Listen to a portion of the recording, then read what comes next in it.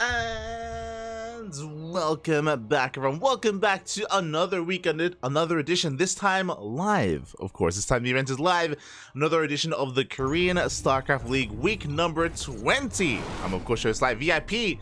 And with me, I'm joined by the lovely people in the chat, by these lovely players as well. Oh boy, what a way to start the weekend. What a way to not sleep. I have things to talk about. But before that, we have our players. And spawning in the bottom right-hand corner of Gresvan, we have the South Korean Zurich player representing Team Abydos. It is DRG.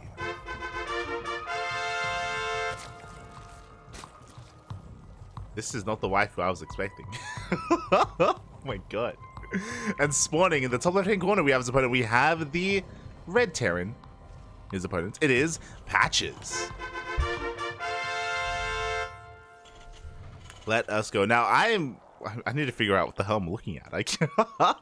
So for those wondering, the Abydos team logo in-game typically is a waifu. They rotate between anime waifus, but this is clearly, I mean, maybe it's someone's waifu, I don't know. Is that anyone I know? Is that... Who is that? Why is that? What am I looking? Is that like a face on a penguin? Face on a mountain? Anyway. Do have a hatch gas school opening here from DRG, nothing too crazy. Likewise, Patches does have a rack spec at home. And this gives us a little bit of time to ourselves. Oh my god, for those wondering, we did, of course, post on Discord. We posted it on social media. If you didn't know, we weren't live yesterday on the CranKy Ducklings. Usually we're live every day. And I know some people were like, yo, where were you yesterday, Papi? What happened? No, we were casting yesterday. We were casting over on a Afrika, on Afrika. And I think we finished casting at 4 a.m.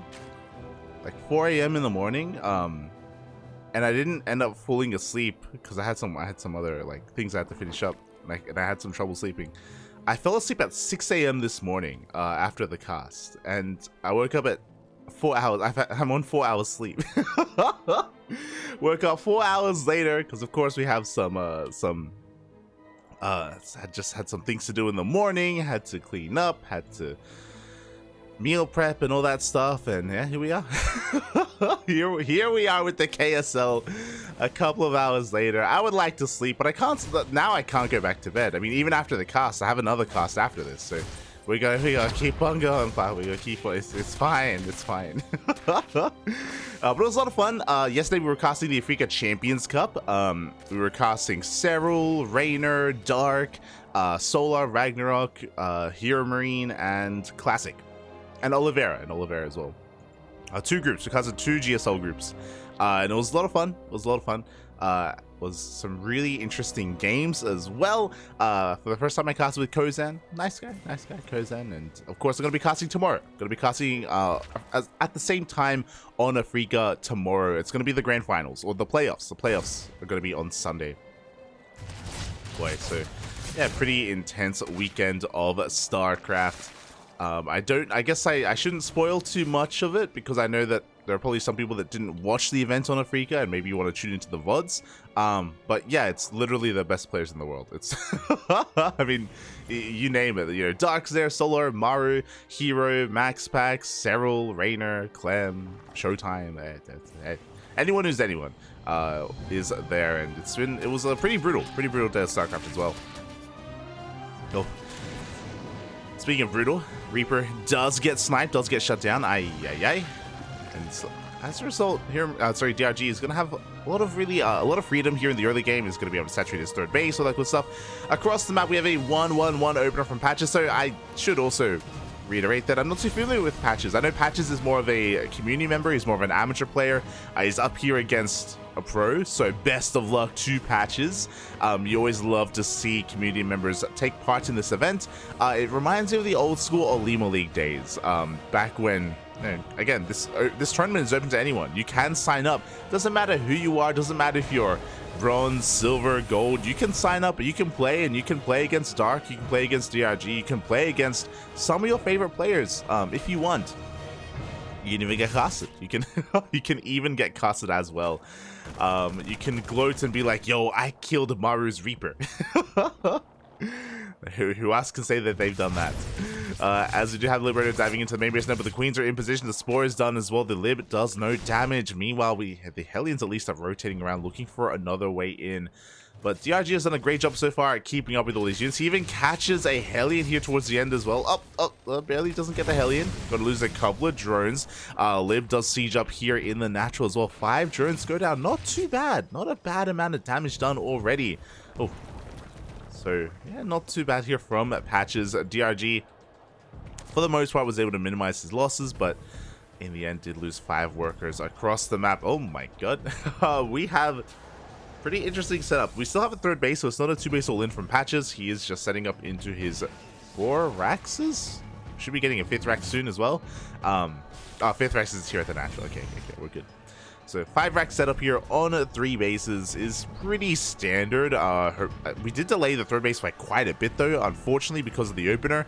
I mean, we kind of paid for ourselves by getting those worker kills, but alas, we still need this 3rd base up and running sooner rather than later. Especially because DRG, he's getting a little bit out of control. We're getting double Evo chambers. We got our Bailey nest. We have our lair already done, so bailing speed is now on the way. All the upgrades are on the horizon here for DRG. And he's had the freedom to do so. There wasn't too much pressure early on, even with the initial Hellions. They were pushed away, the creep is being spread. We weren't really able to assert ourselves, and yeah, DRG has just the freedom to drone up, to spread creep, and to have control. Which is never a good thing, for the Terran player. Patches, there's a lot of pressure on him to do damage. Right now, he just can't. Right now, he's just stuck at home, at least until the medevacs come out. And here we go. Medevacs are now on the way. Medevac on the way. We should be getting a couple more soon, I'm sure. As Patches is establishing his 3rd base. As he gets his 3rd, DRG has already got his 4th, working on his 5th as well. Again, it just goes to show how much freedom DRG has right now, just because of all those Hellions going down earlier, the Liberator as well, and the delayed 3rd. Now, Patches is working on his move out, and this is still going to be pretty hefty. We have 3 tanks mixed in, a good amount of Marines, a couple of Hellbats just to help support those tanks and keep them alive. Not a bad army here from Patches, but it's pretty committed, as in, like, he needs to get things done. He needs to at least kill this hatchery, and that is the bare minimum, as he's going to be able to get in position. DRG did not see this move out until now. How good is the tank positioning? Decent tank spread, but oh, he was caught on siege. DRG is already diving on top of this. The tanks are going to go down. Not the best bailing connections, though, as the Marines are going to be able to stim on forward. The Queens will go down. DRG with a little bit of a lapse in judgment there, but the bailings, though. The splits were too late, and DRG will hold. That wasn't a bad push from Patches, at least initially, especially because the bailings were detonating on the tanks. I thought that maybe he could break through and kill this hatchery, but alas, DRG was able to clean up in the end. That was a scary moment, though. That legit was a scary moment for DRG, but he holds on, he survives, and now all of his upgrades are kicked in. 2-2 on the way. Hydrogen is done as well. Oh boy, Patches trying to be as active as he can. He's got to drop out of the map, so he's going to be able to clean up some of this creep. But alas, DRG is going to be able to swat this away without too much issue. That is a 6th hatchery on the way for DRG.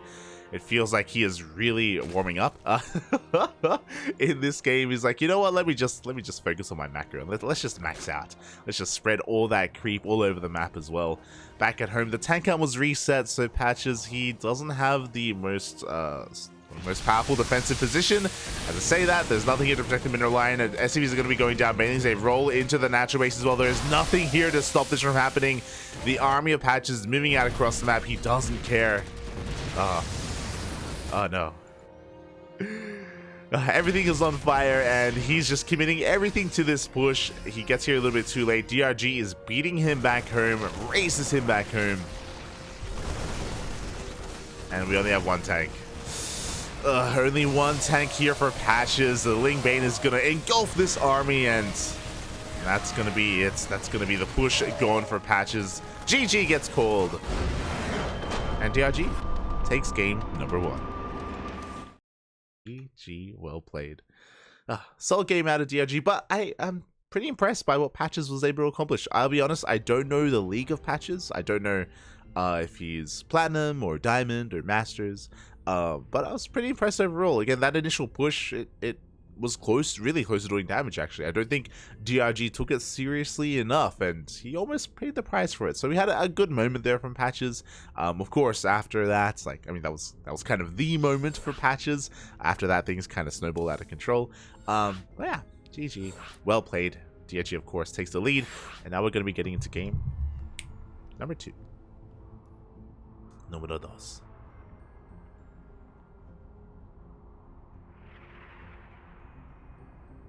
Hello, Wood melting in the chat. KSL, baby. Oh, let's go. Nino, ¿qué tal? Pyro Knights, Graham. Welcome to the stream. Welcome. Good morning, evening, or afternoon, wherever you may be. Did see Baby Links in the chat earlier as well. Werehog as well.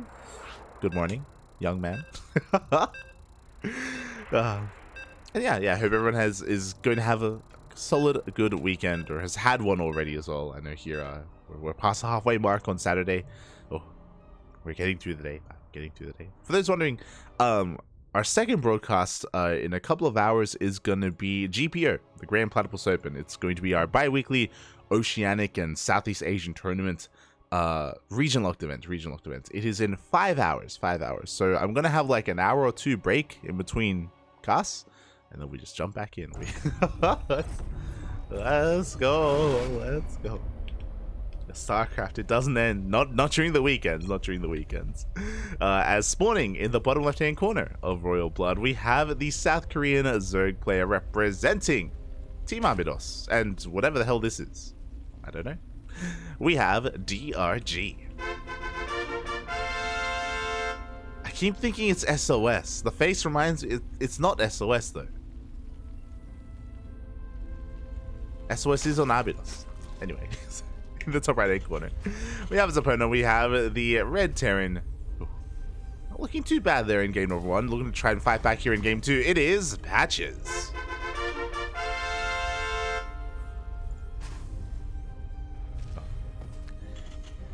As this SCV is headed in a really interesting direction.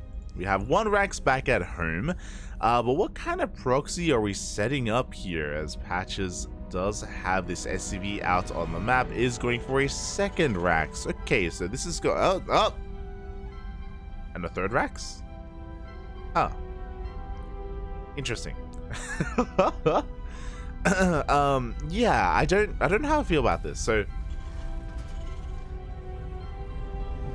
we only have 1 gas mining back at home. Now we have the 2nd gas on the way.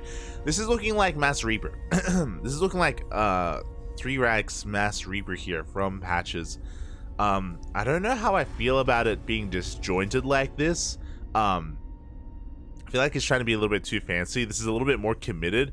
For example, you have players like Björn, Maru, Clem. Björn has been popularizing the 2 Rax, for example. And you can go 2 Rax on the low ground, to wall off the natural. And you can get a 3rd Rax in your main, and you can just go Mass Reaper and contain your opponents and expand behind it. And it can be a macro build. Like, it doesn't have to be all in. Because these Raxes are proxied, this is more all in than it otherwise needed to be. I think Björn has shown us in recent times that you can go Mass Reaper and it can be like a macro based opener. Like, you can transition pretty seamlessly out of it. Obviously you need to do damage, of course, with it. It's quite committed and it does put you in a really precarious position. But like, it can be done like back at home. But alas, Patches, he's just going for it. He's he's just going to be amassing Reapers here with his SCVs, with his proxy. The first Reaper has been revealed. DRG hasn't seen much of anything to really tip him off. So he's just going for a hatch gas pool into a 3rd base. So far, DRG is playing standard and is going to continue to play standard until the rest of the Reapers do arrive. And here we go. We're going to be revealing our hand. The first 2 Reapers do rock up. Is this a little bit premature? I feel like we don't have enough here to do much damage, and now DRG is aware that, hold on, why are there multiple Reapers? What is going on right now? What's happening? And here we go. Reapers are going to be diving up this ramp. The Lings are waiting for them. How goes the target firing? Looks like 1 Reaper is going to go down. 1 Reaper for 4 Lings is good enough. Link speed is almost done as well. Because we were waiting for so long, like, once Link speed is done, DRG should be able to shut this down as well. Like, this shouldn't get too out of hand. We do see the Reapers trying to dive back into the main base as well, but the target firing is there. Another Reaper does fall. We do get a Queen. Not too bad a Queen does fall. But we need more than this. We do have Patches trying to expand back at home, trying to transition with that CC. But there's no setup on the low ground. There's no wall, so expanding is going to be quite difficult here for the Terran player. Oh. Yeah, as the Lings do get the full surround, GG gets called, and DRG is going to take game number 2, 2-0, and move on to the next round. GG. Well played. Aye.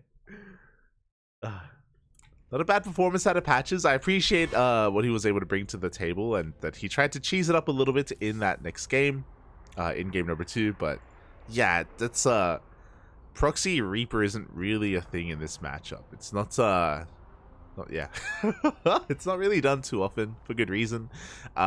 Takes a while to really ramp up, and yeah, I do feel like there are maybe some better ways to execute that as well. Ways where you can have like a bit of a better game plan as well coming into it. So regardless, GG, well played. Congratulations to DRG, and shout out to Patches. I mentioned it earlier, but Patches, he's more of an amateur player. He's not a pro or anything, but it takes a lot of courage and takes a lot of mental power, I should say, to be willing to go up against some of the best players in the world like this, and you know, try your best. So much love. Shout out to Patches. Meanwhile, DRG advances on to the next round, where he has an opponent ready and waiting. Oh boy, he is going to be going up against the American Protoss player. He's going to be going up against Estrella. And that is the reason why I wanted to jump on this series. Exclamation mark B in the chat if you guys want to have a look at that bracket yourselves. It's quite a stacked bracket, but ooh, it is already progressing. A lot of matches are already wrapping up. Let us switch our scenes over and have a look ourselves.